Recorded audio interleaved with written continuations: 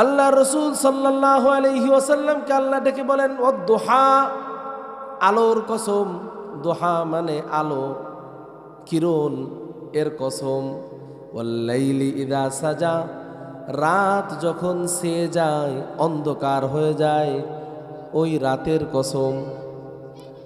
আল্লাহ তাআলা কসম দুইটা কেটে বলতেছেন মা ওয়াদ্দাআকা রব্বুকা ওয়া মা ক্বালা। আল্লাহ আপনাকে ছেড়ে দেন নাই, আল্লাহ আপনাকে ভুলে যান নাই। মা ওয়াদ্দাআকা রব্বুকা ওয়া মা ক্বালা।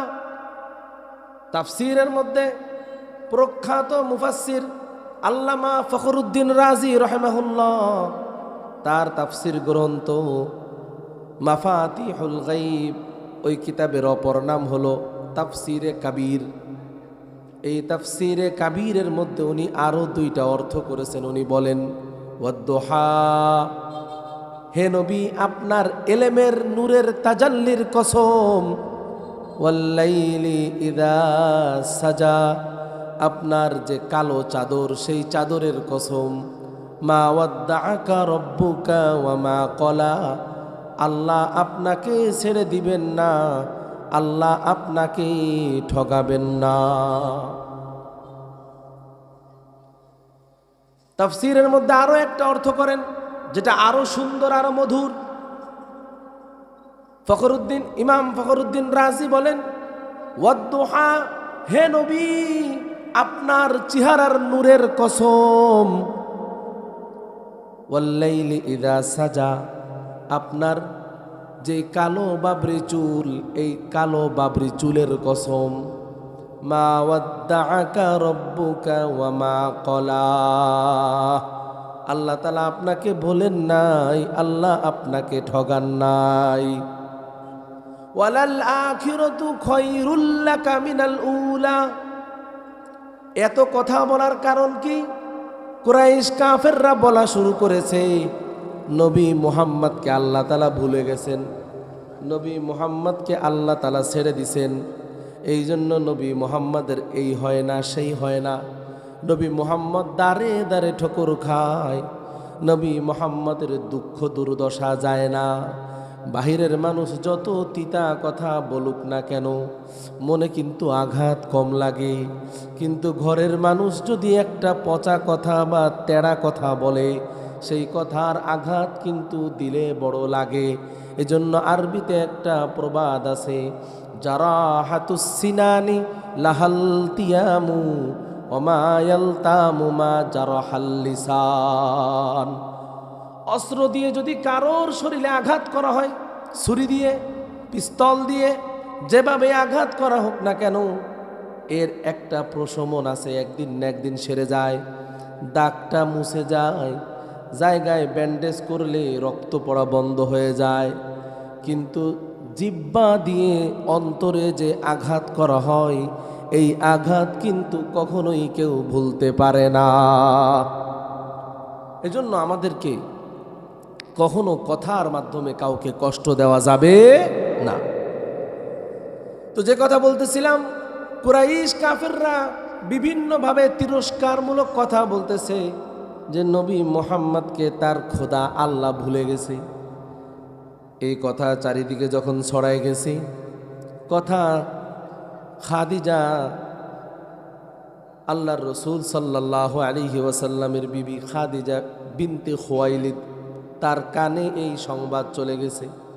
তিনি একদিন নবীজিকে বলতেছেন, ওগো স্বামী, আল্লাহ কি আপনাকে ভুলে গেছেন? মানুষ তো কথাগুলো বলে, মানুষের কথায় নবীজির তত কষ্ট লাগে নাই, ভিতরে ততটা শূন্যতা অনুভব হয় নাই। যখন খাদিজা রাদিয়াল্লাহু তাআলা আনহা কথা বলেছেন, নবীজির দিলটা চূর্ণ বিচূর্ণ হয়ে গেছে। সাথে সাথে জিবরাইল আলাইহিস সালাম আসমান থেকে নাজিল হয়েছেন। নাজিল হয়ে জিবরাইল আয়াত নাজিল করে, আল্লাহ আয়াত নাজিল করেছেন। জিবরাইল নবীজিকে বলতেছেন, হে নবী আপনি শুনুন, ওয়াদ-দুহা, আপনার চেহারার নূরের কসম, ওয়াল-লাইলি ইযা সাজা, আপনার বাবরি চুলের কসম, ওই কালো চুলের কসম। মা ওয়াদ্দাআকা রব্বুকা ওয়া মা ক্বালা, আপনার আল্লাহ আপনাকে ভোলেন নাই, আপনাকে আল্লাহ তাআলা ঠগাবেন না। বলেন সুবহানাল্লাহ। আল্লাহ বলেছেন, হে নবী, ওয়ালাল আখিরাতু খায়রুল লাকা মিনাল উলা, এই দুনিয়াতে আল্লাহ আপনাকে যা দিতেছেন, আপনি যা পাইতেছেন আর যা পাইতেছেন না কোনো সমস্যা নাই। ওয়ালাল আখিরাতু, আখিরাত খায়রুল লাকা মিনাল উলা, দুনিয়ার থেকে অনেক অনেক ভালো হবে আপনার জন্য। কত ভালো হবে? আল্লাহর রাসূল সাল্লাল্লাহু আলাইহি ওয়াসাল্লাম সহিহ হাদিসের মধ্যে বলেন, কিয়ামতের ময়দানে সর্বপ্রথম আমি নবী মুহাম্মদ উঠব। বলেন সুবহানাল্লাহ। নবীজি বলেন, শুধু আমি নয়, আমার পিছে পিছে আমার উম্মত থাকবে। হাসরের ময়দানে আমি এবং আমার উম্মত একটা উঁচু জায়গায় থাকব। বলেন সুবহানাল্লাহ। আল্লাহ তাআলা যখন কহ্হার এবং জালালের রূপ ধারণ করবে, আখিরাতের ময়দান, হাসরের ময়দান থরথর করে কাঁপবে, চারিদিকে অন্ধকার আর অন্ধকার, কেউ কাউকে চিনবে না, কেউ কাউকে দেখবে না। ইয়া নাফসি বলে দৌড়াইতে থাকবে। সেদিন বাবা তার সন্তানকে চিনবে না, সন্তান তার বাবার পরিচয় দিবে না। আল্লাহ পাক কোরআনের মধ্যে বলেন, ইয়াউমা ইয়াফিরুল মারউ মিন আখিহি ওয়া উম্মিহি ওয়া আবিহি ওয়া সাহিবাতিহি ওয়া আখিহি। সেদিন ভাই ভাইয়ের পরিচয় দিবে না, স্বামী স্ত্রীর পরিচয় দিবে না, সন্তান বাবা মার পরিচয় দিবে না, বন্ধু বন্ধুর পরিচয় দিবে না, কেউ কাউকে চিনবে না। সকলে খালি আমাকে বাঁচাও, আল্লাহ আমাকে বাঁচাও, ইয়া নাফসি বলে দৌড়াইতে থাকবে। অবস্থা এত খারাপ হবে, হাসরের ময়দানে সকল নবীগণ ইয়া নাফসি নাফসি বলে দৌড়াইতে থাকবে।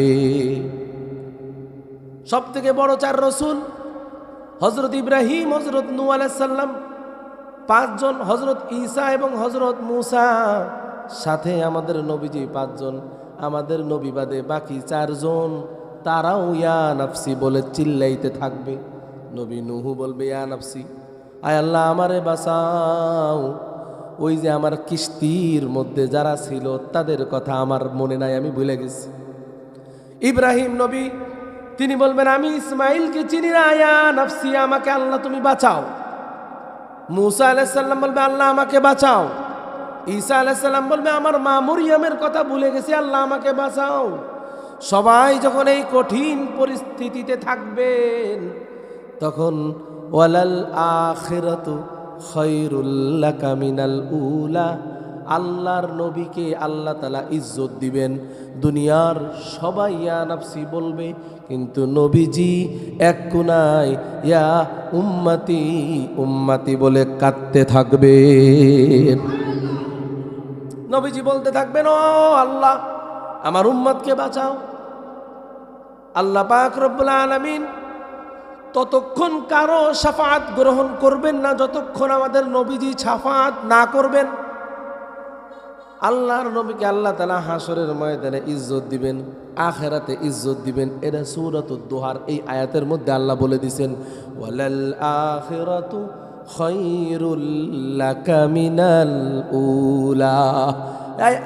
ও আল্লাহর রাসূল, ও আমার বন্ধু, আল্লাহ বলতেছেন, এ আমার বন্ধু, কুরাইশ কাফেররা যত তিতা কথা বলুক না কেন, আপনার ভয় নাই, আমি আল্লাহ আপনার বন্ধু।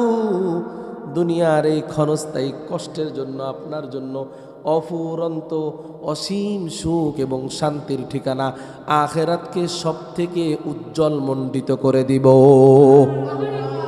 আল্লাহ রাসূল সাল্লাল্লাহু আলাইহি সাল্লামকে আল্লাহ তাআলা কোথায় আসন দিবেন? ফিরদাউস, জান্নাতুল ফিরদাউসের আলা তবকায়। আল্লাহ রাসূল সাল্লাল্লাহু আলাইহি সাল্লামকে আল্লাহ তাআলা এত ভালোবাসে, ওই রসুলকে আমাদেরও ভালোবাসতে হবে, ঠিক না বেঠিক বলেন? আমি আপনি যদি আল্লাহর রসুলকে ভালোবাসি, আমাদের দাবির সাথে কাজের মিল থাকতে হবে।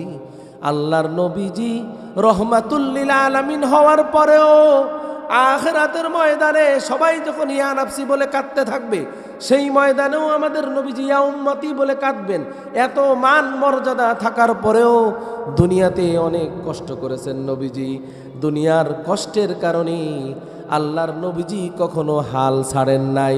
ক্ষুধার কারণে কখনো মসজিদে যাইতে ভোলেন নাই, ক্ষুধার কারণে কখনো কোরআন পড়তে ভুলেন নাই, অভাবের কারণে কখনো আল্লাহকে ডাকতে ভুলেন নাই, বিপদের কারণে কখনো আল্লাহকে ভুলেন নাই।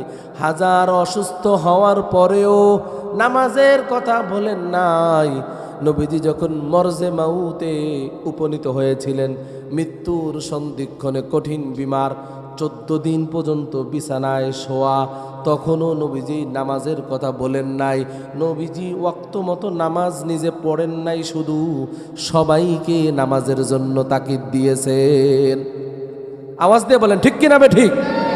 এখন যদি কেউ বলে আমি নবীকে মহাব্বত করি কিন্তু নামাজ না পড়লেও চলবে, তাহলে এটা কি সে আসলে তার দাবি এবং কাজে সে সঠিক নাকি মুনাফেক? বলেন। আল্লাহ রসুল সাল্লাল্লাহু আলাইহি সাল্লাম এ কথা বলেন নাই তোমার নামাজ সম্পূর্ণ সঠিক হয়ে যাবে, প্রথম দিনই নামাজ পড়লে তোমার নামাজ হয়ে যাবে, এটা কখনোই নবীজি বলেন নাই। নবীজি সাহাবায়ে কেরামদেরকে নামাজ শিখাইছেন। এক সাহাবী নবীজির কাছে দৌড়ায় আসছে, বলে ইয়া রাসূলুল্লাহ, ইয়া হাবিবাল্লাহ, আমি আপনার হাতে হাত রেখে কালেমা পড়তে চাই, আমি ইসলাম ধর্ম গ্রহণ করতে চাই। আল্লাহর নবী বলেন তাহলে আসো আমার সাথে কালেমা পড়ো। নবীজি কালেমা পড়াই দিছেন, সাহাবী কালেমা পড়ে মুসলমান হয়ে গেছে।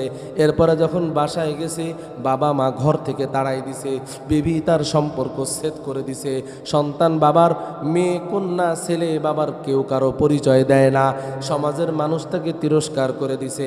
অভাবে অনাহারে নবীজির কাছে আবার ফিরে আসতে, বলে ইয়া রাসূলুল্লাহ, ইয়া হাবিবাল্লাহ, কালেমার কারণে, দ্বীনের কারণে, ইসলামের কারণে আমি আজকে অনাহারে দীর্ঘদিন না খেয়ে আমি ঘুরতেছি, আমার শরীরের পোশাক পর্যন্ত নাই, আমার পকেটে টাকা নাই, রিক্ত হস্ত, আমার পায়ে স্যান্ডেল জুতা নাই। নবীজি বলেন অভাবে আসো আমার সাহাবী, কোনো সমস্যা নাই, তুমি তোমার ঘরে যাও, ঘরে গিয়ে 2 রাকাত নামাজ পড়ো, আল্লাহ তোমার অভাব দূর করে দিবে। সহিহ হাদিসের মধ্যে আসছে সাহাবী দৌড় দিয়ে ঘরে চলে গেছে। 2 রাকাত নামাজ আদায় করার পর দীর্ঘক্ষণ বসে আছে, ক্ষুধা যায় না, অভাব যায় না, আবার ফিরে আসছে, বলে ইয়া রাসূলুল্লাহ ওয়া ইয়া হাবিবাল্লাহ, নামাজ তো পড়লাম কিন্তু আমার ক্ষুধা যায় না। নবীজি বলে ও আমার সাহাবীরা, ও আমার সাহাবীরে, ভালো করে ওযু করে নামাজ পড়ো। সাহাবী ওযু করে নামাজ পড়ছেন, নামাজ পড়ার পরে আবার বসে আছেন, কোনো কাজ হয় না, কোথাও থেকে খাবার আসে না। সাহাবী ফিরে আসছে রসুলের কাছে, বলে ইয়া রাসূলুল্লাহ ওয়া ইয়া হাবিবাল্লাহ, ও মদিনার দুলাল, আমার তো পেটের ক্ষুধা যায় না, আমি কিভাবে ক্ষুধা নিবারণ করব? নবীজি বলে তোমার ইয়াকিন নাই, তুমি এমন নামাজ পড়ো যেই নামাজে তোমার ইয়াকিন ঠিক হবে, ইয়াকিনের সাথে নামাজ পড়ো, এই নামাজই তোমার সমস্যা সমাধান করে দিবে। সাহাবী ঘরে চলে গেছেন, 2 রাকাত নামাজ সুন্দর করে ওযু করে আদায় করতেছেন। নামাজের প্রথম রাকাত শেষ, দ্বিতীয় রাকাতের যখন 2 সেজদা দিয়ে বৈঠকে বসেন, ডান দিকে যখন সালাম ফিরান, তার ঘরের কোনায় একটা আটার জাতা কল, যার মধ্যে গম দিয়ে ঘুরাইলে আটা পড়ে, ঘরে কোনো গম নাই, টাকা নাই, পয়সা নাই, কলটা পড়ে আছে। কিন্তু যখন সে ডান দিকে সালাম ফিরাইছে, দেখে জাতা কল, আটার মেশিন অটোমেটিক ঘুরতেছে।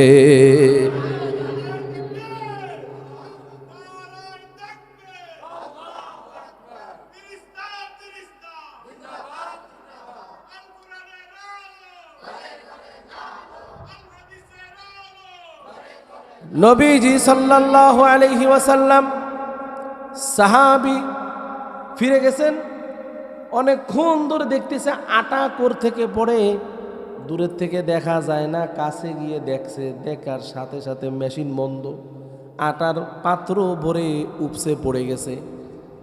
নবীজির কাছে চলে গেছে, বলে ইয়া রাসূলুল্লাহ ওয়া ইয়া হাবিবাল্লাহ, আমি নামাজ পড়তেছিলাম, সালাম ফেরানোর আগে যখন ডান দিকে আমার আটার মেশিনের দিকে তাকাইলাম, দেখি কে যেন কেউ নাই, এমনি এমনি মেশিন ঘোরে, আটা পড়তেছে। আমি যখন কাছে গেছি আটার মেশিন বন্ধ হয়ে গেছে, কাহিনী বুঝলাম না।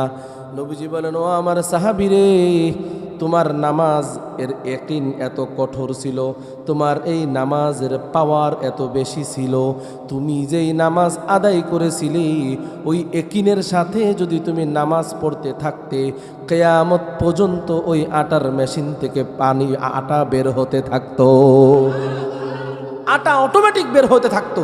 তোমার একিন নামাজের মধ্যে এত ছিল, কিন্তু যখন একিনের মধ্যে ত্রুটি আসছে ওই আটার মেশিন বন্ধ হয়ে গেছে। তো সাহাবাই কেরামও নামাজের মাধ্যমে সমস্যা সমাধান করছে, নামাজ শিখছে, একবারের জায়গায় 3 বার করে নামাজ শিখছে, কিন্তু নামাজ ছাড়েন নাই। আর আমরা কি করি? নামাজ ধরি না, নামাজ ধরি না, নামাজের কাছেও যাই না।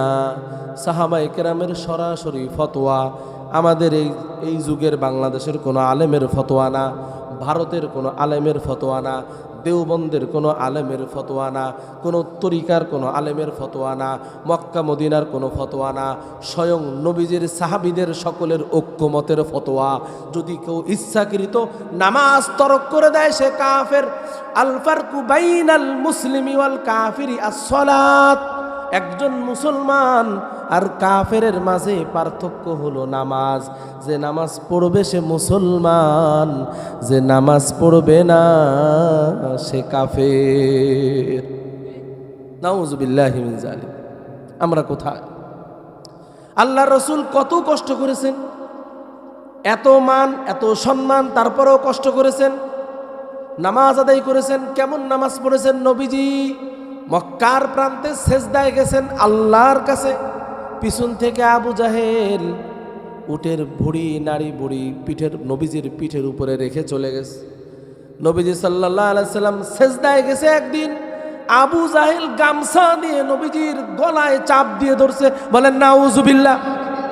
যেই সাহাবী হাদিস বর্ণনা করেন সে বলেন, আমি দূর থেকে দেখি নবীজির চেহারাটা লাল, রক্ত চেহারায়, চোখের রক্ত রক্ত দেখা যাইতেছে।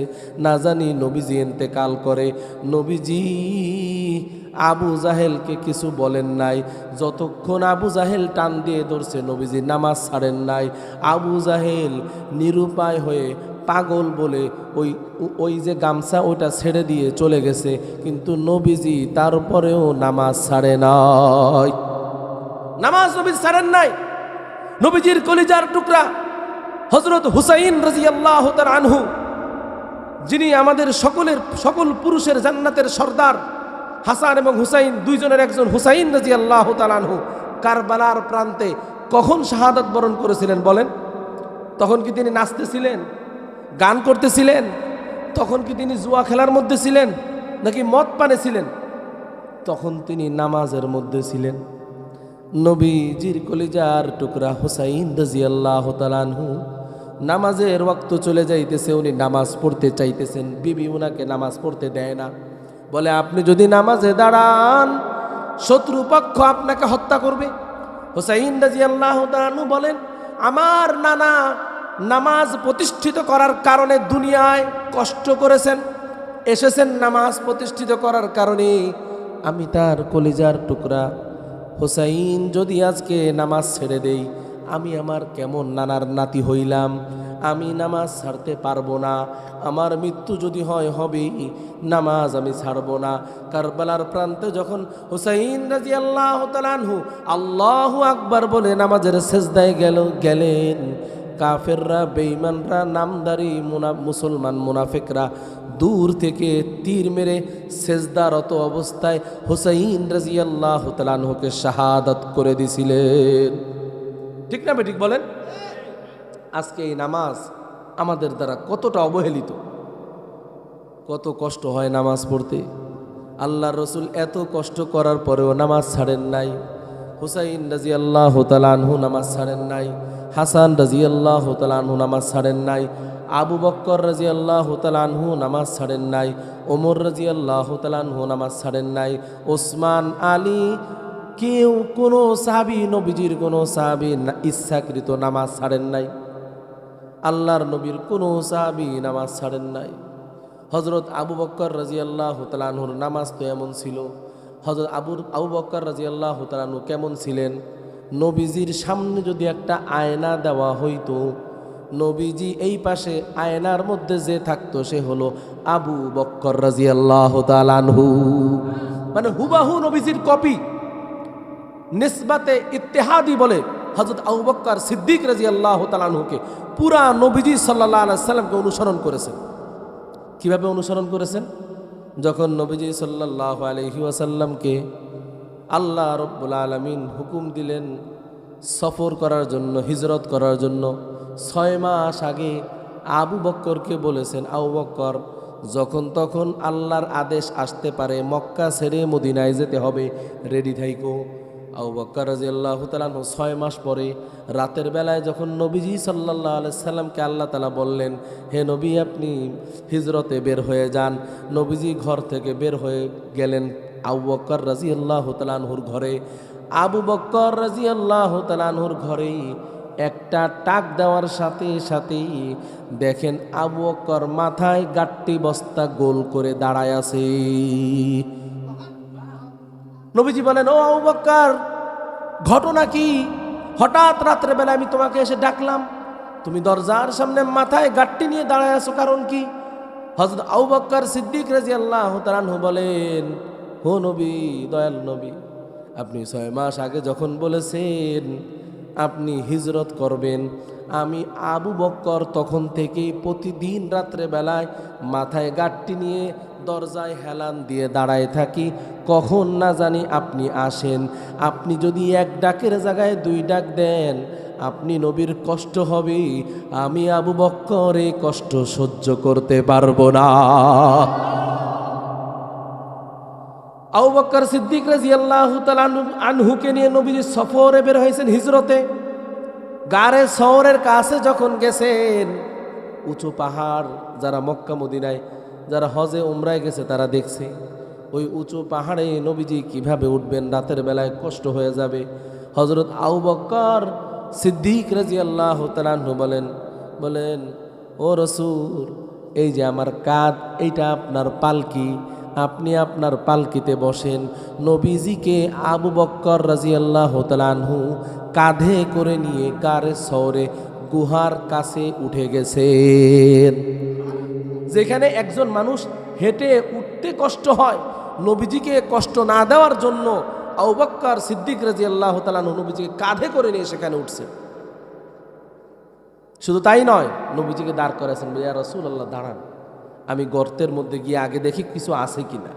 তিনি গর্তের মধ্যে ঢুকলেন, গর্তটাকে সুন্দর করে পরিষ্কার করলেন, নিজের পাগড়ির কোনা দিয়ে, যে কোনা পাগড়ির কোনা, পাগড়ির কাপড় ছিঁড়ে ছিঁড়ে ওই গুহার মধ্যে গর্ত গর্ত ছিল, গর্তগুলো বন্ধ করে দিলেন। একটা গর্ত বন্ধ করার কাপড় আর নাই। সেই গর্তের মধ্যে পায়ের আঙ্গুল ঢুকাই দিয়ে বসে নবীজিকে বলতেছেন, ইয়া রাসূলুল্লাহ আপনি আসেন। নবীজি আসার পরে নবীজিকে রানের উপরে শোয়াইছেন।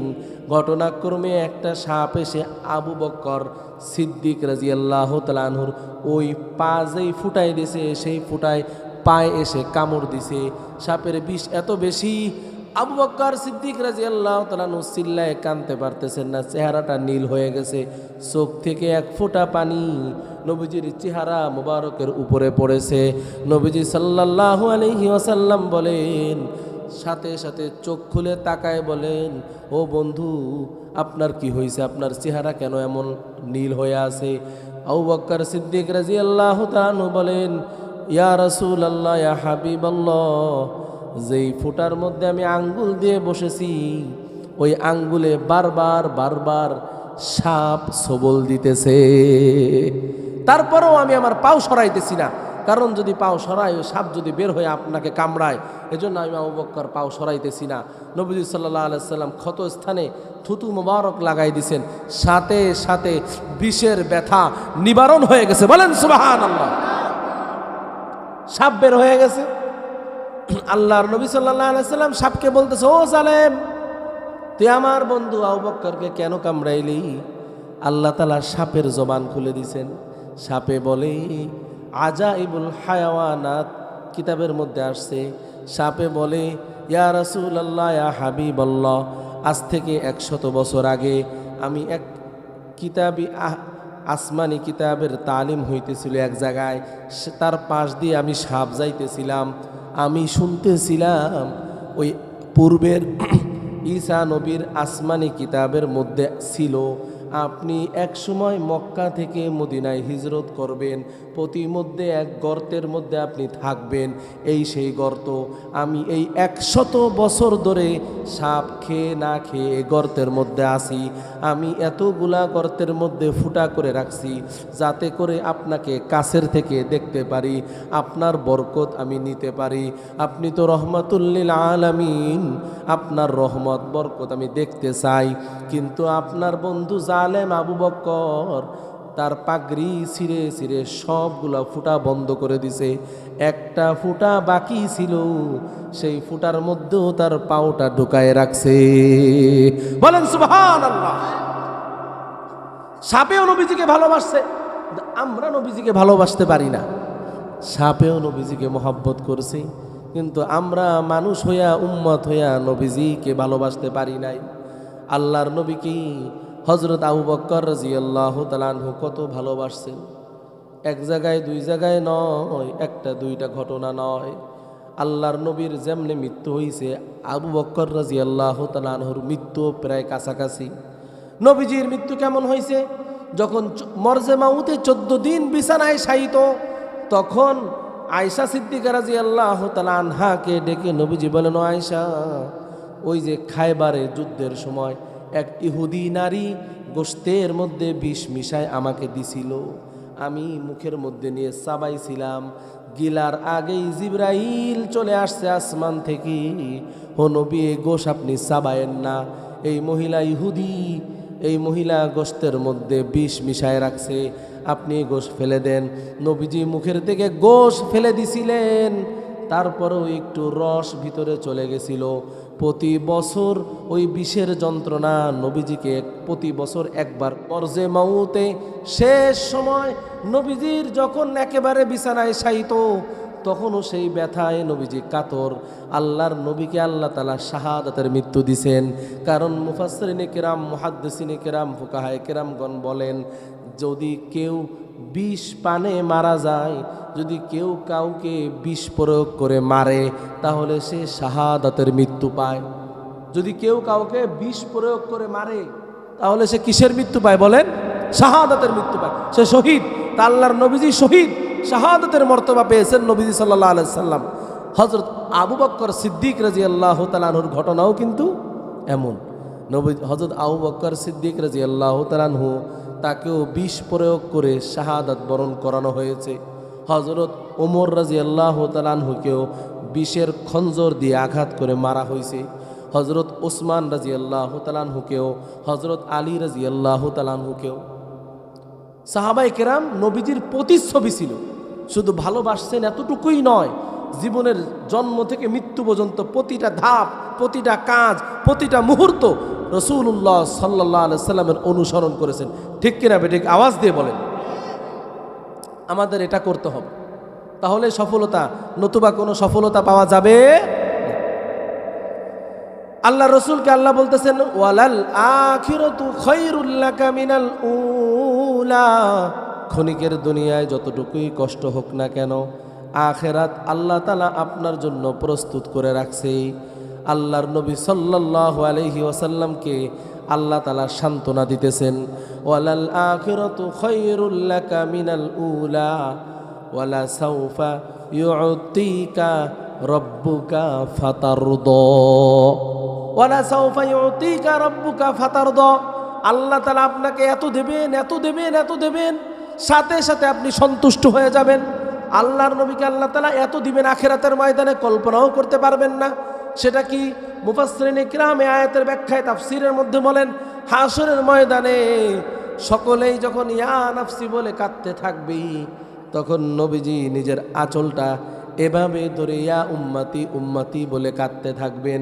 আল্লাহ তাআলা নবীজির সকল ইমানদার উম্মত যারা নবীজির সুন্নাতকে মেনে চলেছে, 5 ওয়াক্ত নামাজ আদায় করার চেষ্টা করেছে, নবীজিকে কখনো কষ্ট দেয় নাই, কোরআন এবং হাদিসের বিরোধিতা করে নাই, এমন প্রত্যেক উম্মতকে নবীজির এক সুপারিশেই আল্লাহ তাআলা মাফ করে দিবেন। হাসরের ময়দানে আল্লাহর নবীজি সব থেকে বেশি মানুষকে সুপারিশ করবে, সব থেকে বেশি মানুষকে। আল্লাহ রসুল সাল্লাল্লাহু আলাইহি সাল্লাম যাকে বলবেন যে আল্লাহ একে মাফ করে দেন, আল্লাহ তাআলা তাকে মাফ করে দিবেন। কিন্তু কিছু তো সাবাব লাগবে, কিছু তো উসিলা লাগবে, কিছু তো কারণ লাগবে। লাগবে কি লাগবে না বলেন? আল্লাহর নবী সাল্লাল্লাহু আলাইহি সাল্লামের এক সাহাবী, বড় আদরের সাহাবী, ফজরের নামাজের সময় আসে নাই।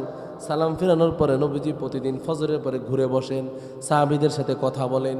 আমরা যেভাবে ফজরের নামাজের পরে একটু দোয়া দুরুদ পড়ি, নবীজিও কিছু আলোচনা করতেন, স্বপ্নের ব্যাখ্যা করতেন। তো ফিরে তাকানোর পরেই তাকায় দেখে অমুক সাহাবী আমার নাই। নবীজি জিজ্ঞাসা করতেছেন, ও আবু বকর সে কোথায়? বলে ইয়া রাসূলুল্লাহ আজকে আসে নাই। বলে তাড়াতাড়ি খোঁজ লাগাও। খোঁজ লাগাইতে গেছে, শোনে সারা রাত তাহাজ্জুদ নামাজ পড়ার কারণে আল্লাহর নবীর ওই সাহাবী ফজরের নামাজটা দেরি হওয়াতে ওয়াক্ত মতো নামাজ পড়েছে, কিন্তু ঘরে আদায় করেছে। কোথায় আদায় করেছে? ঘরে ফজরের নামাজ পড়েছে, সময় মতন পড়েছে, জামাতের সাথে মসজিদে আসতে পারে নাই। এই ঘটনা নবীজির কানে যখন দেওয়া হয়েছে, নবীজি সাল্লাল্লাহু আলাইহি সাল্লাম বলেন, আমার মনে চায় আমি কিছু লাকড়ি গুছায়ে এই লাকড়ি দিয়ে আমার ওই সাহাবীর ঘরে আগুন ধরাই দেই, কারণ যেই ঘর আমার সাহাবীকে জামাতে আসতে বাধা দিছে, এই ঘর আর জাহান্নামের মাঝে কোনো পার্থক্য নাই। সকলে বলেন নাউজুবিল্লাহ। অনুভব করেন আমাদের প্রত্যেকের ঘরগুলা কেমন। যারা ফজরের নামাজ পড়ি না, অলসতার কারণে শুয়ে থাকি, পানি ঠান্ডা এজন্য ওযু করি না, ঠান্ডা লাগতেছে এজন্য ল্যাপের থেকে বের হই না, এরা কিভাবে মুক্তি পাবো? হাসরের ময়দানে কেমনে নবীর কাছে দাঁড়াবো? কোন মুখে দাঁড়াবো? কেমনে বলবো আর ইয়া রাসূলুল্লাহ আমাকে শাফায়াত করেন, আমি আপনার উম্মত? কেমনে বলবো যেই নবীজি জীবদ্দশায় ফজরের নামাজ জামাতের সাথে না পড়াতে এত রাগ, এত ক্রোধ, হাসরের ময়দানে তার সামনে ফজরের নামাজ না পড়ে কেমনে দাঁড়াবো? নবীজি সাল্লাল্লাহু আলাইহি সাল্লাম কখনোই নামাজ তরককারীকে ভালোবাসেন নাই। এজন্য নবীজি অনেক কাঁদতেন, অনেক কাঁদতেন। এক যুদ্ধের ময়দানে নবীজির দাঁতে তীরের আঘাত লাগছে, নবীজির দাঁত মোবারক শহীদ হয়ে গেছে, একটা দাঁত পড়ে গেছে, রক্ত পড়তেছে, ব্যথায় নবীজি থরথর করে কাঁপতেছে। আল্লাহর রসুলকে জিবরাইল আলাইহিস সালাম ধরে নিয়ে দুই পাহাড়ের পাদদেশে চিপার মধ্যে বসায়ে বাতাস করতেছে, রহমতের বাতাস। নবীজি তাও কাঁদতেছে, নবীজির কান্না থামতেছে না। জিবরাইল বলে, ও নবী আপনি কেন এত কাঁদেন? আপনার তো তায়েফের ময়দানে পাথরের আঘাত খাওয়ার ক্ষমতা আপনার ছিল, আপনি তো তখনও এত কাঁদেন নাই, আপনি তো কত কষ্ট করেছেন তো এত কাঁদেন নাই, আজকে কেন আপনার দাঁত ভাঙার পরে এত কাঁদতেছেন? নবীজি বলে, ও জিবরাইল, ও বন্ধু, ও আমার ভাই জিবরাইল, আমি আমার দাঁতের ভেঙ্গে যাওয়াতে, রক্ত পড়াতে, ব্যথায় কাতরাইতেছি না, দাঁতের যন্ত্রণায় আমি কাঁদতেছি না, আমি আমার ওই উম্মতের ফিকিরে কান্না করতেছি যেই উম্মত আমার ফজরের নামাজ না পড়ে জাহান্নামে যাবে।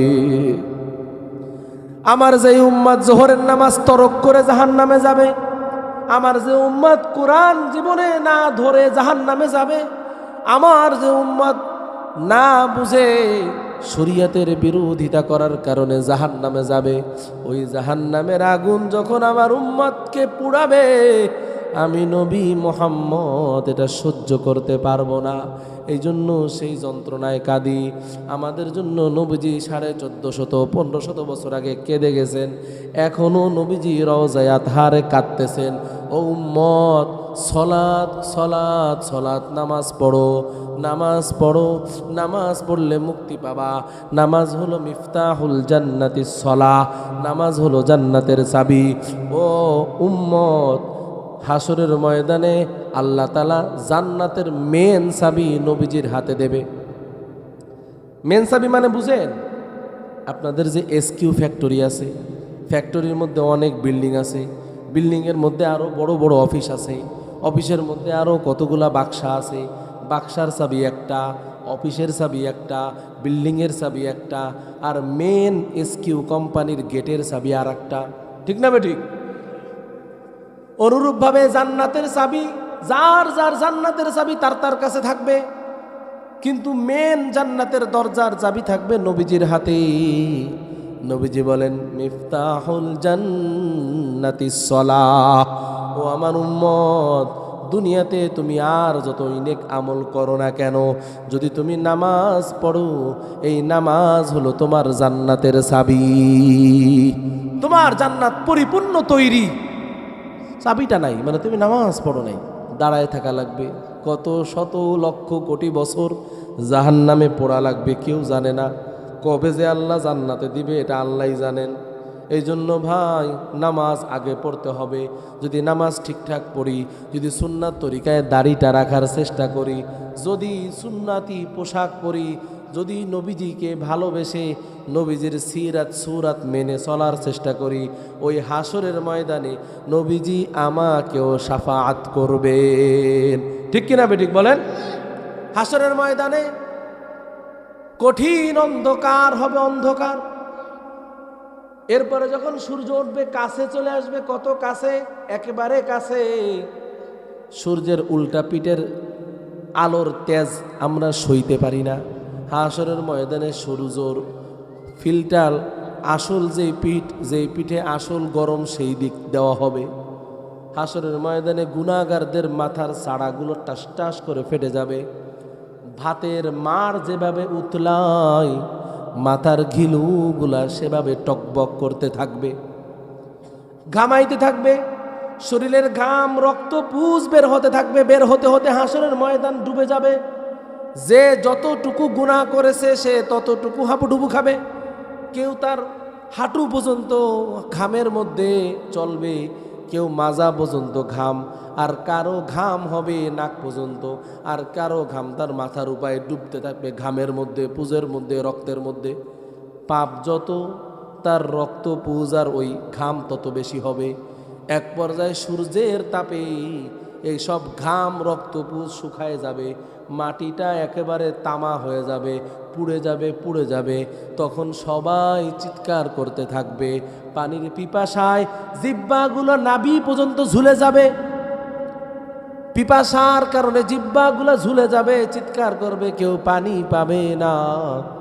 তখন নবীজি, আমাদের দয়ার নবীজি, হাউজে কাউসারের পানি নিয়ে পাশে, হাউজে কাউসারের পাশে পানির পাত্র নিয়ে দাঁড়ায় থাকবে, ডাকতে থাকবে, ও আমার উম্মত, কঠিন ঠান্ডার মধ্যে অজু করে তুমি ফজরের সালাত আদায় করেছিলে।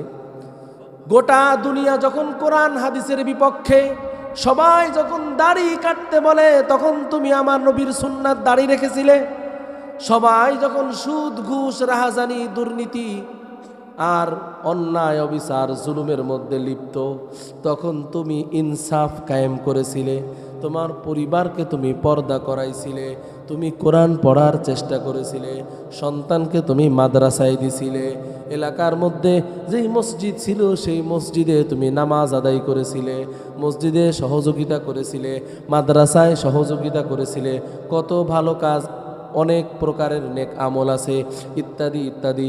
নবীজি এই কথা বলে ডাকতে থাকবেন আর হাউজে কাউসারের পানি পান করাবেন।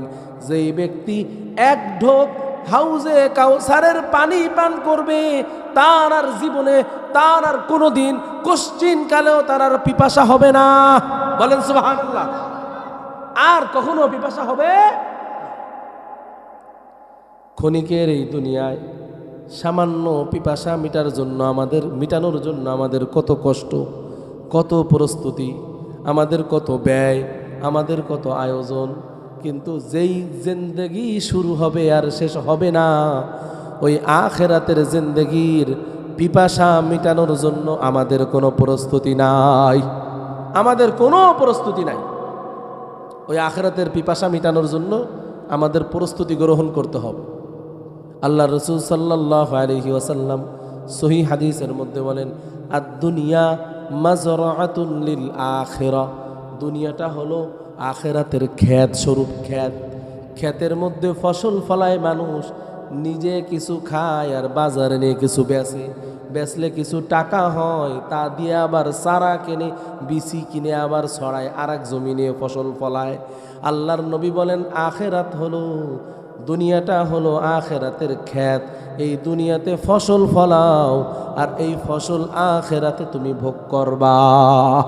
দুনিয়া শান্তি করার জায়গা, যতটুকু আল্লাহ তকদিরে রাখছে এতটুকু হবেই। দুনিয়ায় আমরা কষ্ট করার জন্য প্রস্তুত থাকব, কারণ আল্লাহ পাক রব্বুল আলামিন আল্লাহর হাবিবকে দিয়ে কষ্ট করায় আমাদেরকে দেখাইছেন যে বান্দা কষ্ট করো, কষ্টের মধ্যেই তোমার কষ্টের পরেই কেষ্ট মেলবে, কষ্ট করলেই তোমার ফল ভালো পাবা।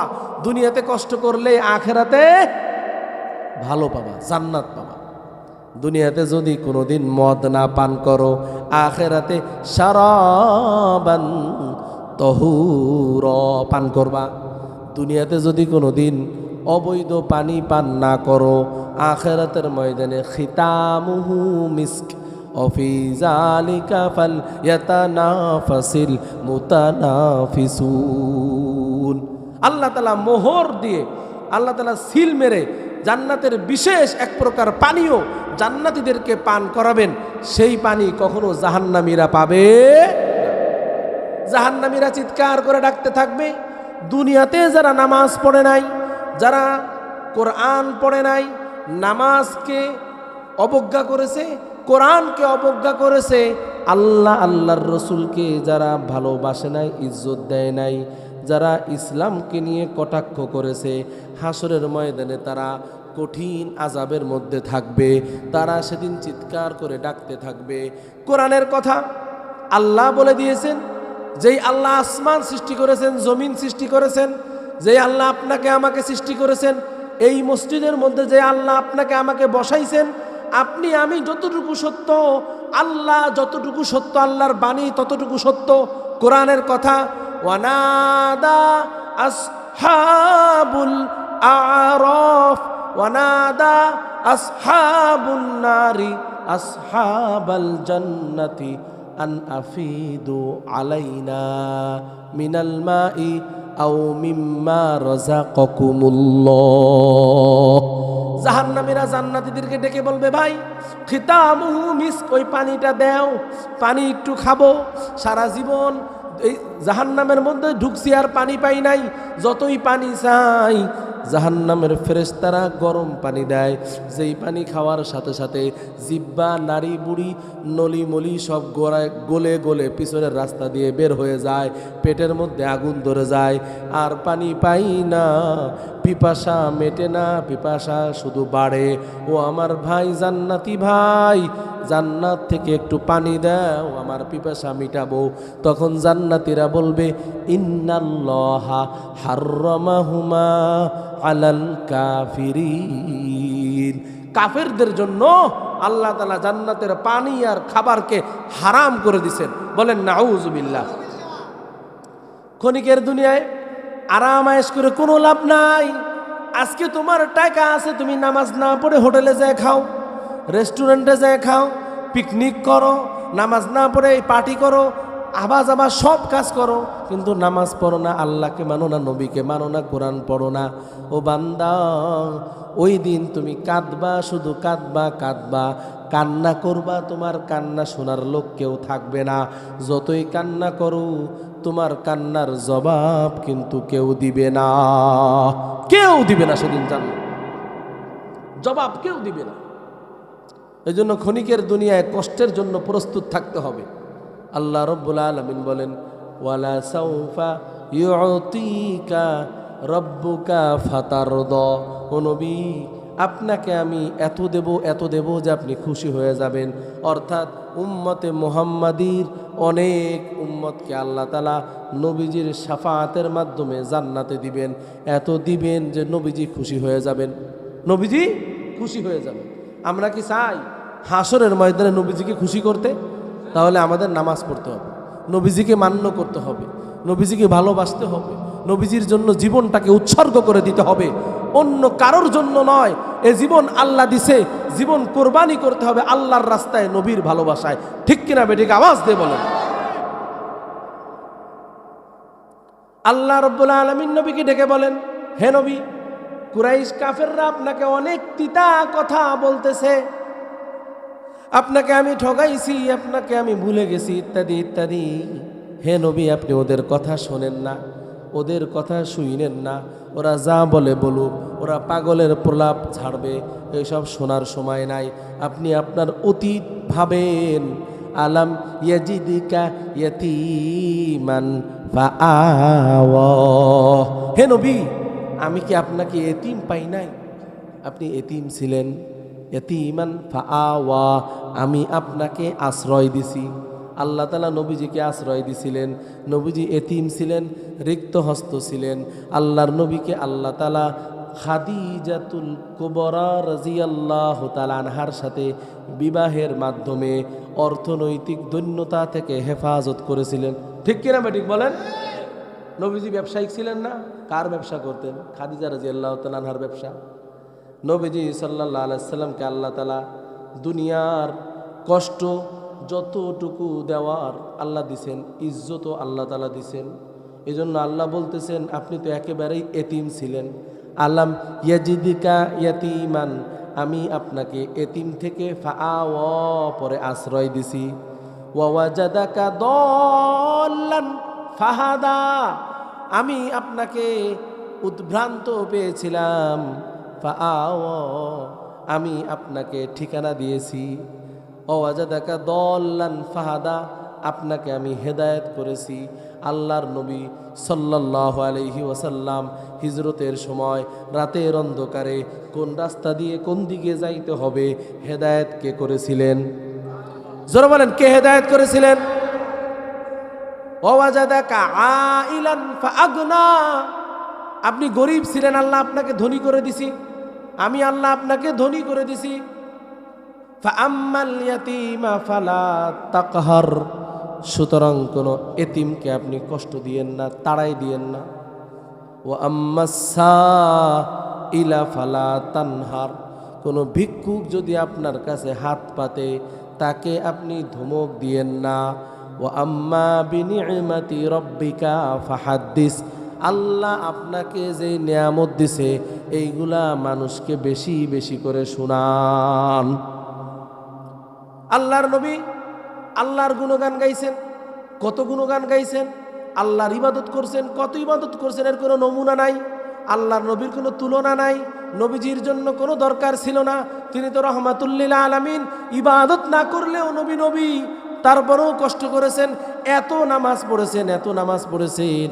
আল্লাহ বলেছেন থামেন, একটু কম, এত কান্না কইরেন না।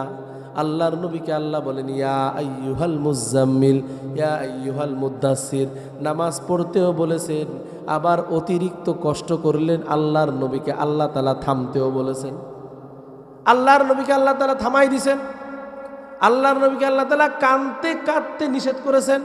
এত কাঁদতেন নবীজি, কাঁদতে কাঁদতে চোখ লাল হয়ে যাইতো, চোখের পানি শুকায় যাইতো। নবীজি সাল্লাল্লাহু আলাইহি সাল্লাম মাঝে মাঝে ঘর থেকে বের হয়ে মদিনায় চলে যাইতেন, নামাজ পড়তেন মসজিদের মধ্যে গিয়ে রাতের বেলায়। মাঝে মাঝে জান্নাতুল বাকির মধ্যে কবরস্থানে চলে যাইতেন। কবরস্থানে গিয়ে সেখানে গিয়ে অঝোর ধারায় কাঁদতেন। আল্লাহর নবী সাল্লাল্লাহু আলাইহি ওয়াসাল্লামের এত কষ্ট করার দরকার ছিল না। যার শরীরে মশা মাছি পড়া নিষেধ, তার আবার এত কষ্ট করার কি দরকার? আমাদেরকে কষ্ট করে দেখাই দিছেন, আমাদেরকে শিখাইছেন, ও আমার উম্মত তোমরা দেখো, আমি নবী যদি কষ্ট করতে পারি, ক্ষণিকের দুনিয়ায় তোমরাও কষ্ট করো। একটু কষ্ট করলেই চিরদিন চির শান্তির ঠিকানা, অনন্ত অফুরন্ত জিন্দেগি, ওই জান্নাত তোমার ঠিকানা হয়ে যাবে। আল্লাহ রাব্বুল আলামিন বলেন পবিত্র কোরআনের মধ্যে সূরাতুল বাকারা 2 নম্বর পারার 2 নম্বর পৃষ্ঠার শেষের দিকে আল্লাহ বলেন, ওয়ালা নাবলুওয়ান্নাকুম, আমি আল্লাহ তোমাদেরকে পরীক্ষা করব, বিশাইইম মিনাল খাউফ, ভয় দিয়ে, ওয়াল জুই, ক্ষুধা দিয়ে, ওয়া নাকসিম মিনাল আমওয়ালি, তোমাদের মাল সম্পদ চুরি হয়ে যাবে, এই মাল সম্পদের ক্ষতি দিয়ে আল্লাহ পরীক্ষা করবেন। ওয়াল আনফুসি ওয়াস সামারাত, সন্তান আদি আত্মীয় স্বজন কেউ মারা যাইতে পারে, বিভিন্ন মানুষের জানের ক্ষতি হইতে পারে। আল্লাহ বলেন আমি এই সমস্ত জিনিস দিয়ে তোমাদেরকে পরীক্ষা করব। কে পরীক্ষা করবেন? জোরে বলেন, কে পরীক্ষা করবেন? সুতরাং কষ্ট আসলে হাল ছাড়া যাবে, বুঝতে হবে আল্লাহ তাআলা পরীক্ষা করতেছেন। ওয়ালা নাবলুওয়ান্নাকুম বিশাইইম মিনাল খাউফ, কোনো ভয় করা যাবে না, আল্লাহকে ছাড়া কাউকে ভয় করা যাবে না। যখন কোনো ভয় আসবে বুঝতে হবে এটা পরীক্ষা। যখন কোনো মনের মধ্যে ভয় লাগবে, অমুককে ভয় লাগতেছে, অমুক বিষয়টা ভয় লাগতেছে, অমুক জিনিসটা ভয় লাগতেছে, তখন বুঝতে হবে আল্লাহ পরীক্ষা নিতেছে, ভয় মাত্র আল্লাহকেই পাইতে হবে। অনেকে আছে ফজরের নামাজ পড়তে যায় না, বলে হুজুর শেষ রাত্রেই মুয়াজ্জিনের আজান যখন শুনি মনটায় চায় নামাজ পড়ব, কিন্তু জিনের ভয়ে নামাজে যায় না, রাতের অন্ধকারে নাকি জিন ধরে। যেই ব্যক্তি জিনের ভয় পায় সে কিন্তু ইমানদার না, সে কিন্তু বেঈমান। ভয় একমাত্র আল্লাহকে করতে হবে। ভয় একমাত্র কাকে করতে হবে? লা খাউফুন আলাইহিম ওয়ালা হুম ইয়াহজানুন, যারা ইমানদার তাদের কোনো ভয় নাই, তাদের কোনো টেনশন নাই। ফজরের আজান হয়েছে, মসজিদে যাব, এজন্য যতগুলো জিন আসে আসুক, কোনো জিনকে ভয় করা যাবে না। যদি ভয় করেন তাহলে ভয়, ভয় না করলে কোনো ভয় নাই। যেই ব্যক্তি আল্লাহকে ভয় করে জিনে তারে ডরায়, আর যে ব্যক্তি আল্লাহকে ভয় পায় না জিন তাকে ভয় দেখায়। মনে রাখেন, আজ পর্যন্ত জীবনও ফজরের নামাজে কোনোদিন ভয় পাই নাই, কোনো ভয় নাই। কোনোদিন ফজরের নামাজে কোনো ক্ষতি হয় নাই, সব ভুয়া কথা। এই জিনের ভয় দেখানো এগুলো সম্পূর্ণ ভুয়া। জিন আছে, কিন্তু জিন কখনো নামাজিকে ভয় দেখাইতে পারে না, এই পারমিশন জিনের নাই। জিনের রবকে, জোরে বলেন, জিনের রবকে? জিনকে কে তৈরি করছেন? আল্লাহ তাআলা সূরাতুর রহমান কোরআনের মধ্যে বলেন, খলাকাল ইনসানা খলাকাল জান্না মিন মারজিম মিন নার। মানে সূরা রহমানের মধ্যে আছে জিন এবং ইনসানকে আল্লাহ তাআলা সৃষ্টি করেছেন। কে সৃষ্টি করেছেন? ওয়ামা খলাকতুল জিন্না ওয়াল ইনসা ইল্লা লিয়াবুদুন। সূরাতুজ জারিয়ার মধ্যে আছে, এটা রহমানের মধ্যে না। আল্লাহ বলেন আমি জিন এবং মানুষকে সৃষ্টি করছি একমাত্র আল্লাহর ইবাদতের জন্য। কার ইবাদতের জন্য? জিন কার ইবাদত করে? আল্লাহ। আপনি যদি ফজরের নামাজে যান, জিন কেন আপনারে ভয় দেখাবে? ভুয়া কথা। বাচ্চাদেরকে ভুলভাল শিখাবেন না। আমার কাছে কিছু বাচ্চা অভিযোগ দিছে, বলে হুজুর নামাজে আসতে চাই, মুরব্বীরা ভয় দেখায়, বলে রাতের বেলায় মসজিদে যাইতে হয় না, রাস্তার মধ্যে ভূতে ধরবে।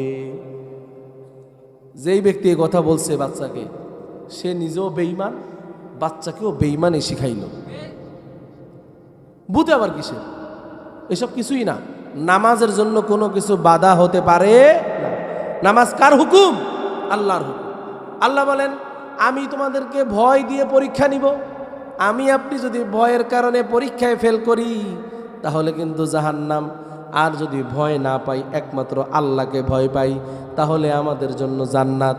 আল্লাহ বলেন বিশাইইম মিনাল খাউফি ওয়াল জু', মাঝে মাঝে আমি ক্ষুধা দিয়ে তোমাদের পরীক্ষা নিব। ক্ষুধা দিয়ে, কি দিয়ে? ক্ষুধার মাধ্যমে। ক্ষুধা লাগবে, ক্ষুধার মাধ্যমে পরীক্ষা নিবে আল্লাহ। অভাব দিয়ে দিবে, সংসারে টাকা নাই, পয়সা নাই, চাকরি নাই, আয় নাই, রোজগার নাই, ব্যবসা নাই, বরকত নাই। মনের মধ্যে টেনশন, কই যাব, কার কাছে যাব, দৌড়ায়, এদিক ওদিক দৌড়ায়। বান্দা আল্লাহর কাছে আসে না।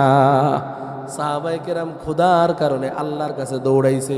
আল্লাহর নবী সাল্লাল্লাহু আলাইহি সাল্লাম মদিনাতুল মুনাওয়ারায় আবু বকর, ওমর, ওসমান, আলী, আবু হুরায়রা সব এক মসজিদের মুসল্লি, এক জায়গায় নামাজ পড়ে।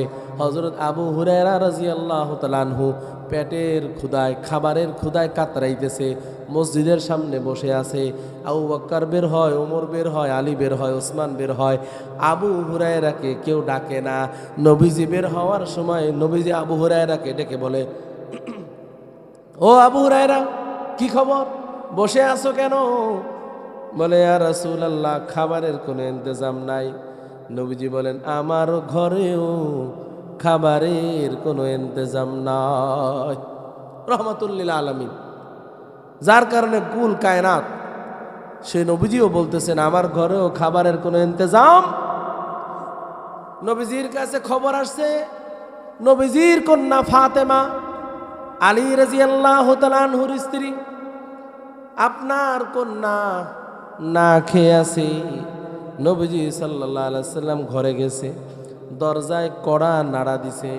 ফাতেমা বলে বাবা একটু বাহিরে দাঁড়ান। নবীজি বাহিরে দাঁড়ায় আছে। রহমাতুল লিল আলামিন সাইয়্যিদুল কাউনাইন খাতামুন নবিয়্যিন সকল নবীদের ইমাম ঘরের সামনে দাঁড়ায় আছে। কিছুক্ষণ পর দরজা খুলে ফাতেমা বলতেছে বাবা ঘরের মধ্যে আসেন।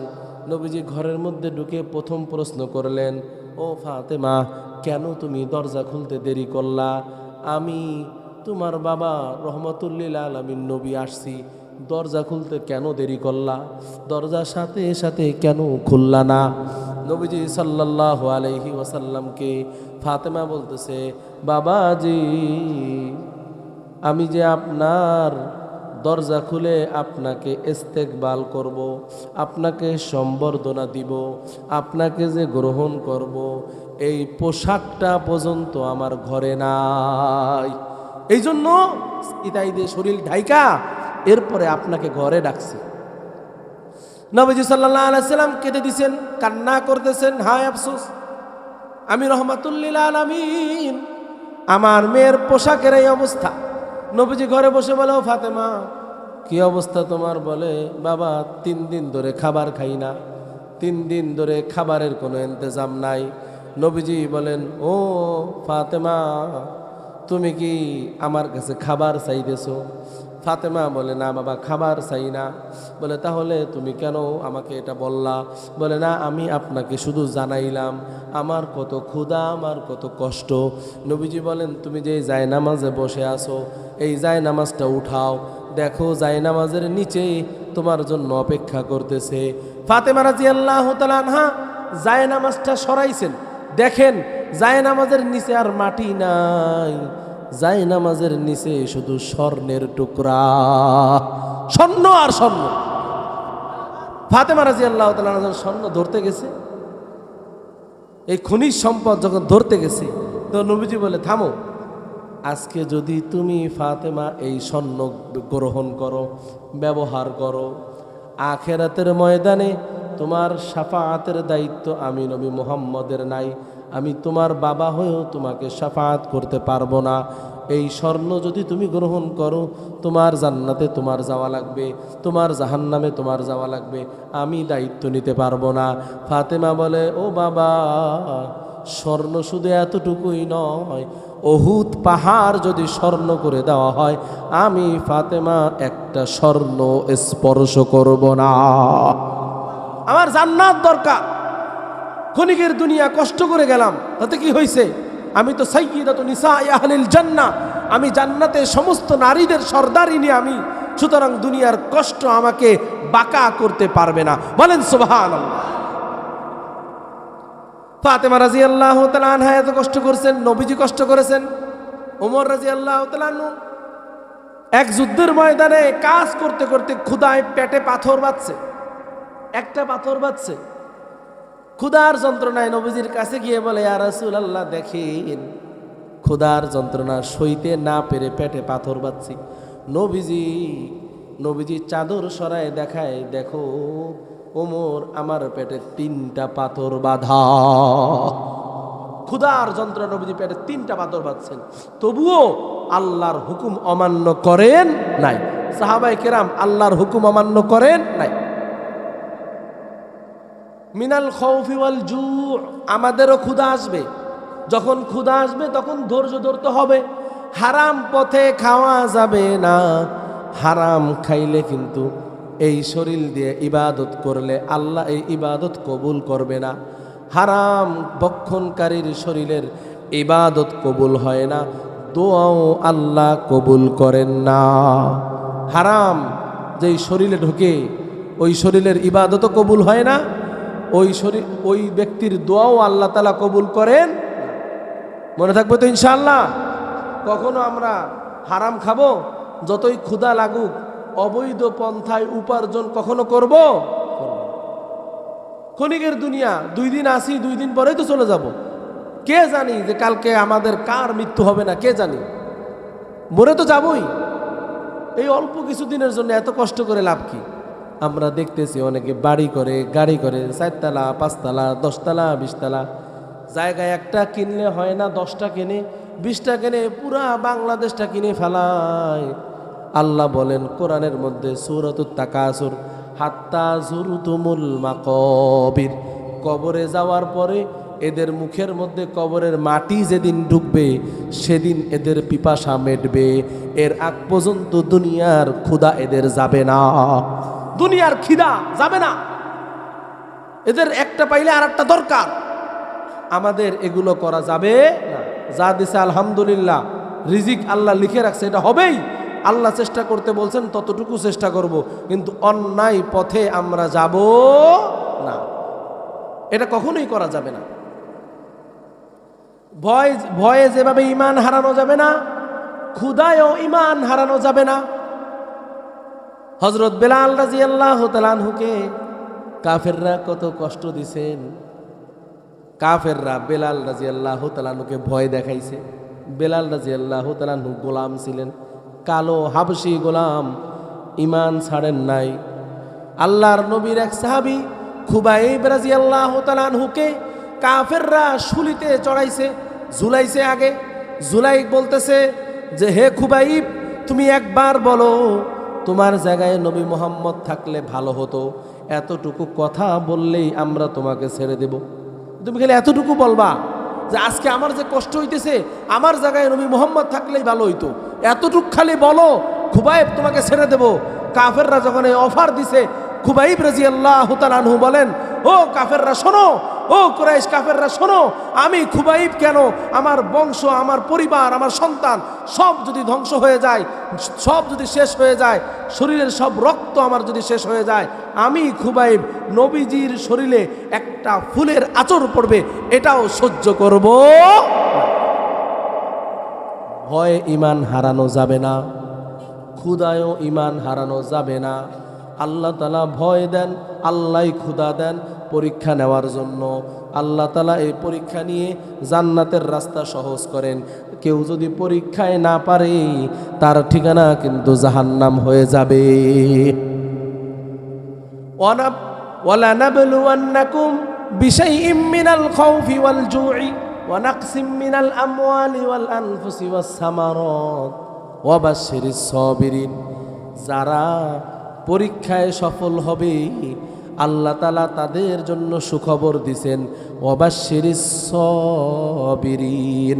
ধৈর্যশীলদেরকে আল্লাহ বলেন, হে নবী আপনি ধৈর্যশীলদেরকে সুসংবাদ দিয়ে দেন, ধৈর্যশীলদেরকে সুসংবাদ দিয়ে দেন। ধৈর্য ধরতে হবে। বলে ধৈর্য কিভাবে ধরবো? ধৈর্য মানে কি? শীত লাগতেছে বসে থাকলাম, এটার নাম ধৈর্য না। ধৈর্য একটা কঠিন জিনিস, ধৈর্য বুঝতে হবে। ধৈর্য কাকে বলে এটাও কোরআনে আছে, শিখতে হবে, জানতে হবে। সূরাতুল বাকারা 2 নম্বর পারার এই 2 নম্বর পৃষ্ঠায় আছে, আল্লাহ তাআলা বলেন, ইয়া আইয়ুহাল্লাযীনা আমানুস্তাঈনু বিস-সাবরি ওয়াস-সালাহ। হে ঈমানদাররা, তোমরা আল্লাহর কাছে ধৈর্য এবং নামাজের মাধ্যমে সাহায্য চাও। আল্লাহর কাছে যদি কিছু পাইতে চাও, 2টা জিনিস লাগবে। আগে ধৈর্য ধরো, পরে নামাজ পড়ো। ধৈর্য আর নামাজ 2টা যদি এক করতে পারো, তুমি আল্লাহর কাছে যাহা চাইবা তুমি আল্লাহর থেকে তাহাই পাইবা। আল্লাহর ঘোষণা। কার ঘোষণা? আল্লাহ। বিস-সাবরি ওয়াস-সালাহ। আল্লাহ বলেন, ইন্নাল্লাহা মা'আস-সাবিরিন। আল্লাহ ধৈর্যশীলদের সাথে আছেন। ধৈর্য না ধরলে কোনো উপকার হবে না, কোনো উপায় হবে না। ধৈর্যই আমাদের ধরা লাগবে। বলে ধৈর্য কাকে বলে? মুফাসসিরিন কিরাম ব্যাখ্যার মধ্যে বলেন ধৈর্য 2 ভাবে ধরতে হয়। একটা হলো ইবাদতের মধ্যে ধৈর্য ধরা, আর একটা হলো গুনাহ কাজ থেকে বাঁচার মধ্যে ধৈর্য ধরা। ইবাদতের ধৈর্য হলো মনটায় চায় না নামাজ পড়তে, তখন যদি কেউ নামাজ পড়ে তাহলে সে ধৈর্যশীল। মনটায় চায় না কোরআন পড়তে, যখন কেউ কোরআন পড়বে তখন সে ধৈর্যশীল। মনটায় চায় না জিকির করতে। যখন জিকির করবে বান্দা তখন ধৈর্যশীল। জিকির করতে করতে মনটায় চায় আর জিকির করব না, তখন যে জিকির করবে সে ধৈর্যশীল। 2 রাকাত নামাজ পড়ার পরে মনে আর চায় না নামাজ পড়তে, আরও 2 রাকাত যে পড়বে সেই ধৈর্যশীল, সেই প্রকৃত ধৈর্যশীল। আর 2 নম্বর ধৈর্য হলো গুনাহের থেকে বাঁচার মধ্যে ধৈর্য। মনটায় চাইতেছে একটা আকাম করার জন্য, মনটায় চাই আমি একটু জুয়া খেলবো, একটু তাস খেলবো, খেলার মধ্যে একটু শান্তি আছে, আড্ডা দেওয়া যায়। যে ব্যক্তি এই তাস খেলবে না, জুয়া খেলবে না, বিভিন্ন খেলা আছে, খেলার মধ্যে যারা জুয়া খেলে, এই জুয়া যারা খেলবে না, মনটায় যখন খারাপ চাইবে, ওই খারাপ থেকে যখন দূরে থাকবে, সে হলো ধৈর্যশীল। সে কি বলেন? ধৈর্যশীল। রাস্তায় আপনি হাঁটতেছেন, সামনে দিয়ে এক রমণী যাইতেছে, যুবতী যাইতেছে, মনটায় চায় তার দিকে একটু বাঁকা চোখে তাকাই। যেই ব্যক্তি তাকাবে না সে ধৈর্যশীল, যে তাকাবে সে জালেম। আল্লাহ কোরআনের মধ্যে বলেন ইয়ালামু খাইনাতাল আয়ুনি ওয়া মা তুখফিস সুদূর। চোখের যে খেয়ানত আল্লাহ তাআলা এটা জানেন, মনের মধ্যে যে সমস্ত জিনিস লুকায় রাখছো এটাও আল্লাহ জানেন। যে ব্যক্তি মনে মনে ভাবতেছো কালকে আমার বান্ধবীর সাথে আমার ডেট আছে, কালকে আমার অমুক দূর সম্পর্কের বোনের সাথে আড্ডা আছে, কালকে আমার এ আছে সে আছে, অনেক সময় রাস্তা দিয়ে উকিঝুঁকি দিয়ে নারীদেরকে, পর নারীদেরকে দেখতেছো, আল্লাহ বলেন ইয়ালামু খাইনাতাল আয়ুন। আল্লাহ তাআলা প্রত্যেকের চোখের খেয়ানত আল্লাহ তাআলা জানেন, হিসাব আল্লাহ তাআলা রাখবেন। ওমা তুখফিস সুদূর, খারাপ যে সমস্ত মনোবাসনা মনের মধ্যে রেখেছো আল্লাহ তাআলা এগুলাও জানেন। তুমি কবে তারিখ করে রাখছো আকাম করার, আল্লাহর কিন্তু হিসাব আছে। কার হিসাব আছে? আল্লাহ। এই সমস্ত কাজ করা যাবে না, খারাপ কাজ থেকে দূরে থাকতে হবে। যত খারাপ কাজ ছাড়বো তত ধৈর্যশীল হতে পারবো, যত ভালো কাজ করব তত ধৈর্যশীল হতে পারবো। ধৈর্যশীল একবার হতে পারলেই ইন্নাল্লাহা মা'আস সাবিরিন, আল্লাহ আমার সাথে থাকবে। আল্লাহ যার সাথে থাকবে মানলাহুল মাওলা ফালাহুল কুল, আল্লাহ যার সাথে থাকবেন দুনিয়ার সব কিছু তার তাবে হয়ে যাবে। বলেন সুবহানাল্লাহ। দুনিয়ার সব কিছু তার মুয়াফেক হয়ে যাবে, সে তার অনুকূলেই সব কিছু পাবে। ভাই, দুনিয়াতে শান্তি পাওয়ার জন্য বড় বাড়ি গাড়ির দরকার নাই, কোটি কোটি টাকার দরকার নাই। দুনিয়াতে শান্তির জন্য দরকার হলো একটা প্রশান্ত হৃদয়, একটা ঠান্ডা অন্তর। আপনার কোটি কোটি টাকা কিন্তু পেরেশানি, এই টাকা দিয়ে আপনার কি লাভ? আপনার অনেকগুলা হোটেল, অথচ আপনি ঘরের মধ্যেই ভালো কিছু খাইতে পারেন না, নল দিয়ে খাওয়া লাগে। এই সম্পদ আপনার কি কাজে আসবে? আপনার অনেক জায়গা জমি, সন্তানেরা ঠুয়াঠুই করতেছে, এই সম্পদ দিয়ে আপনার কি হবে? কোনোদিন সম্পদ মানুষকে সুখ দিতে পারে না। সুখ যদি কেউ চায় একমাত্র আল্লাহর কাছে চাইতে হবে, কারণ আল্লাহ হচ্ছে সালাম, আল্লাহই একমাত্র শান্তিদাতা। আল্লাহ যাকে শান্তি দিবেন সে শান্তি পাবে। আর আল্লাহ ওয়াদা করেছেন যে ব্যক্তি আল্লাহর গোলামি করবে, রসুলের তরিকায় চলবে, আল্লাহ তাকেই শান্তি দিবেন, আল্লাহ তাকেই শান্তি দিবেন। সেই শান্তি আপনি কুড়ে ঘরেও পেতে পারেন, আপনি বিল্ডিং ঘরেও পেতে পারেন। শান্তি যদি আল্লাহ আপনাকে দেয়, এটা স্থানের এর কোনো মুখাপেক্ষী না। আপনি যেখানেই থাকবেন না কেন শান্তি আপনার কাছে পৌঁছায় যাবে। শান্তি আল্লাহর কাছে স্টক করে রাখা, শান্তি জিনিসটা আল্লাহ যার কাছে পাঠায় তার কাছেই যায়। যতই কান্নাকাটি করেন, যতই চিল্লাচিল্লি করেন, যতই হেডাম খেডাম দেখান, কোনোটাই শান্তি পাবেন না। শান্তি একমাত্র আল্লাহর কাছে, ইবাদতের মাধ্যমে শান্তি উপার্জন করতে হয়। যত বেশি আল্লাহর গোলামি করব, রসুলের তরিকায় চলতে পারবো, ততই শান্তি পাবো। ঠিক কিনা ঠিক বলেন? জিকির করে দেখবেন, জিকিরের মধ্যে আল্লাহ শান্তি রাখছে। আল্লাহ তাআলা বলেন, ও বান্দা তোমরা আমার জিকির করো, ওয়াজকুরুল্লাহা কাসীরা, আল্লাহর জিকির বেশি বেশি করে করো। জিকির যদি কেউ করে অন্তর প্রশান্ত হয়ে যায়, হৃদয়টা ঠান্ডা হয়ে যায়, পেরেশানি দূর হয়ে যায়, সাকিনা নাজিল হয়, বরকত হয়, রহমত হয়। এই জন্য আমাদের জিকির করা লাগবে। আমরা সকলে একটু জিকির করি, লা ইলাহা ইল্লাল্লাহ, লা ইলাহা ইল্লাল্লাহ, লা ইলাহা ইল্লাল্লাহ, লা ইলাহা ইল্লাল্লাহ, লা ইলাহা ইল্লাল্লাহ। নেই কোনো মাবুদ আল্লাহ ছাড়া, লা ইলাহা ইল্লাল্লাহ, লা ইলাহা ইল্লাল্লাহ। জিকিরের মধ্যে শান্তি রাখছে আল্লাহ। সব থেকে উত্তম জিকির আফদালুজ জিকরি তিলাওয়াতুল কোরআন। সব থেকে উত্তম জিকির হলো কোরআন তেলাওয়াত। কোরআন তেলাওয়াত করে দেখবেন শান্তি আর শান্তি।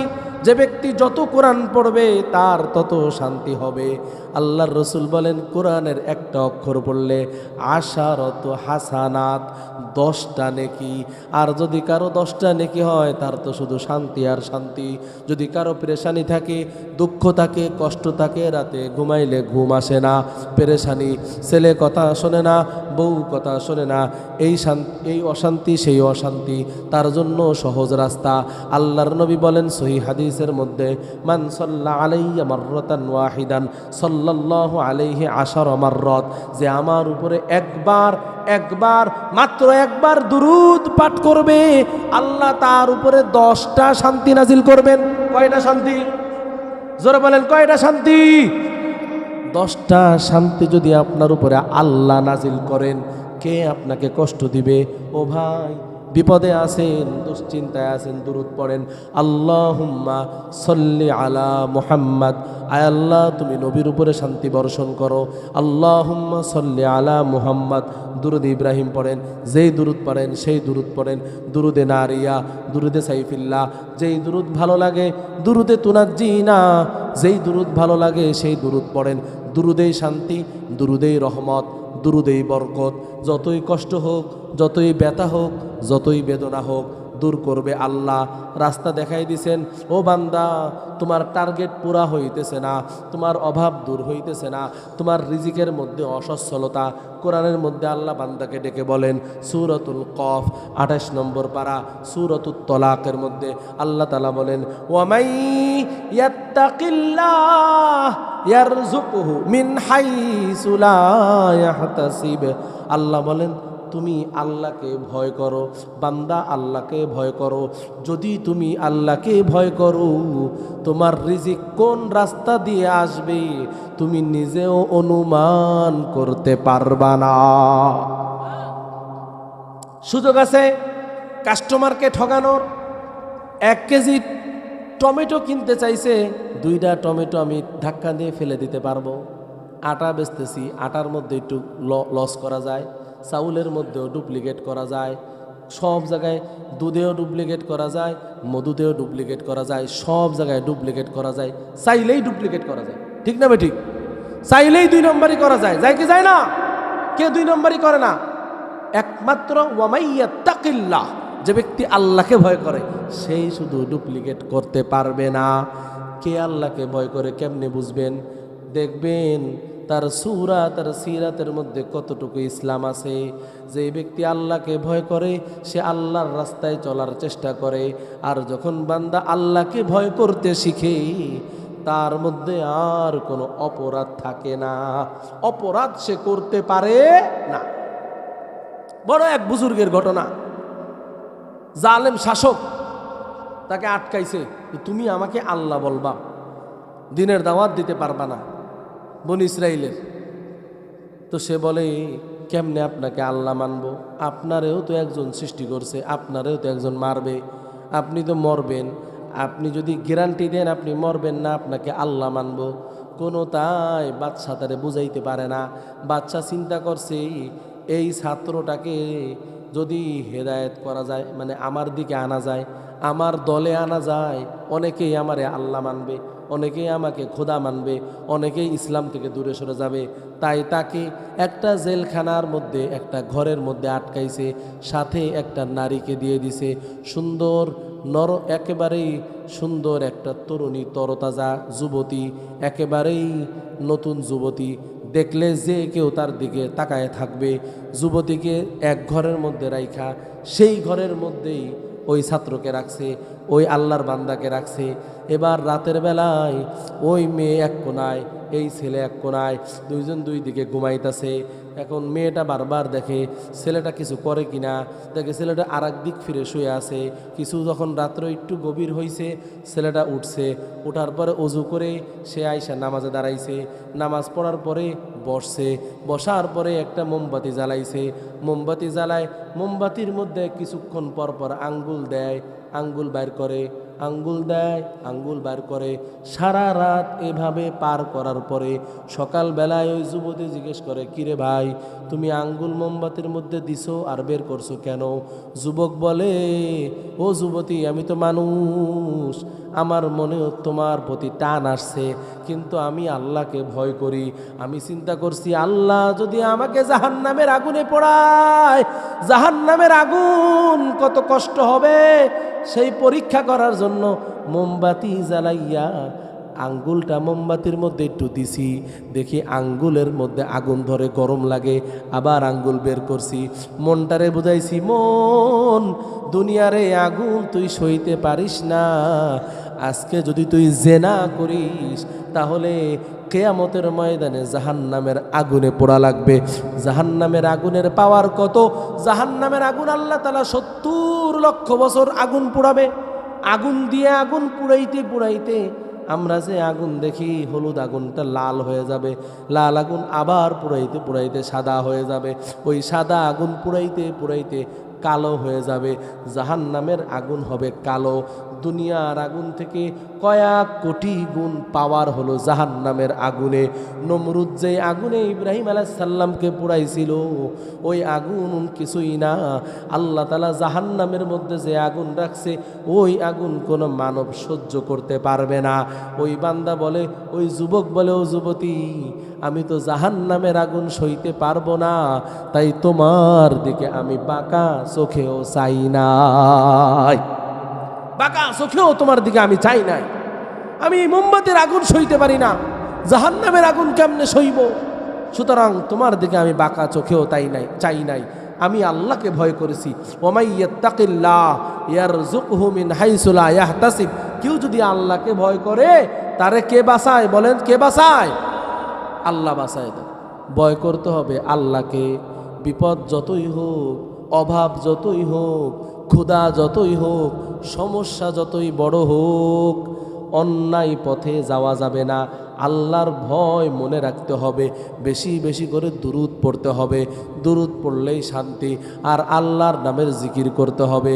জিকিরের মাধ্যমে কলব তাজা হয়, জিকিরের মাধ্যমে বিপদ দূর হয়, জিকিরের মাধ্যমে মানুষ সুস্থ হয়, জিকিরের মাধ্যমে দুনিয়ার সমস্যা দূর হয়, আখিরাতের সমস্যাও আল্লাহ তাআলা দূর করে দেন। বলেন সুবহানাল্লাহ। অনেক বড় মুসিবতে আপনি আছেন, আরো আমল আছে, আপনি তওবা করেন। তুব ইলাল্লাহি তাওবাতান নাসুহা, আল্লাহর কাছে সঠিকভাবে তওবা করেন।